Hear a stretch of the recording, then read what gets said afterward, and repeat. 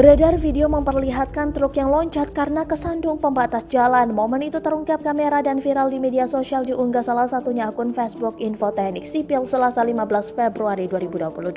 Terlihat dalam video nampak sebuah papan pemberitahuan tentang pengerjaan jalan. Ada pula lubang aspal yang begitu besar bisa membahayakan pengguna jalan lainnya. Lewat sebuah truk kuning besar yang memaksa untuk menerobos pinggir jalan di samping lubang tersebut. Tiba-tiba ban mobil kesandung pembatas jalan yang terbuat dari beton. Alhasil, truk tersebut loncat dan mendarat miring nyaris masuk ke lubang. Warganet memberikan komentar beragam pada postingan tersebut.